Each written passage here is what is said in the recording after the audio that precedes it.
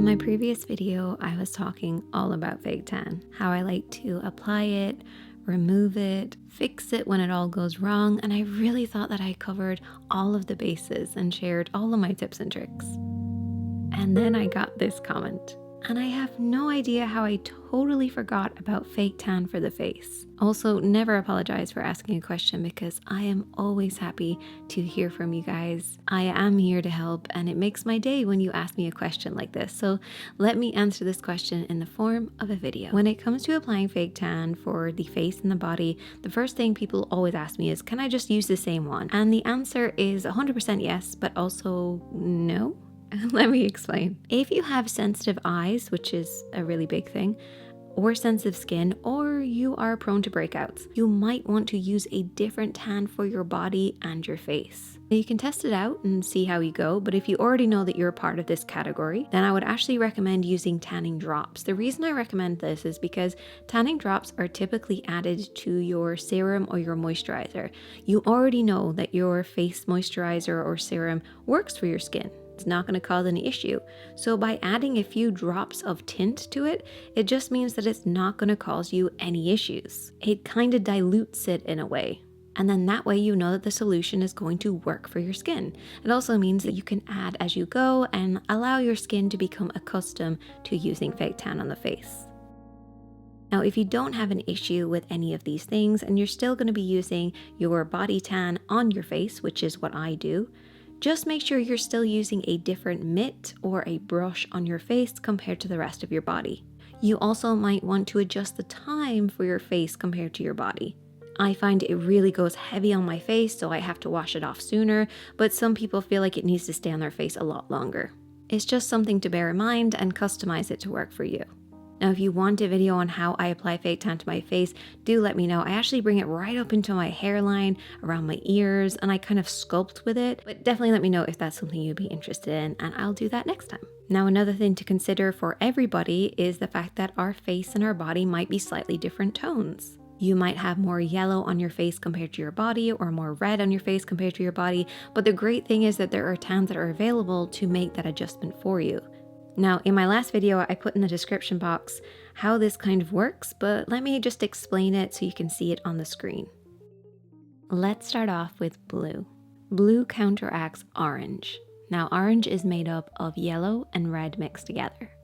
So just bear that in mind. So let's say we have a skin tone that has a lot of red, medium amount of blue, and just a little bit of yellow. This would typically be a cool skin tone. So let's take that cool skin tone and we're going to apply a cool tone self-tanner. This is what we're going to end up with. So the blue is going to remain the same. And you might be thinking, shouldn't the blue increase because we're applying more blue? Well, no, because the blue that we're going to be applying is going to be working on the other two shades. So it might decrease a little bit of that red, or the redness might remain the same, and the yellow can decrease or remain the same as well. But what you're going to end up with is a cool bronzy tone that doesn't have any of that orange, and it's going to look very natural on a cool skin tone. But let's go with the opposite for a second so we can really see how this works. Say we use a self-tanner with no blue in it. We're going to be using on the same cool skin tone. So this self-tanner has little to no orange in it. What we're going to see is that blue is going to be diminished. That poor blue is going to be working overtime because they're trying to counteract the other tones like the red and the yellow. Now, because of this, we're going to see an increase of that red and yellow, and the blue is going to be diminished, so we're not going to have a really good balanced look. And then we're going to end up with those really unnatural orange self-tan look, which a lot of the cool skin tones really hate and are scared of. And that's why it's really important to use a blue tone self-tanner when you do have cool skin tones. And you might be thinking, oh, wouldn't that be great? Shouldn't all self-tanners just be more on the blue side and cancel out those oranges?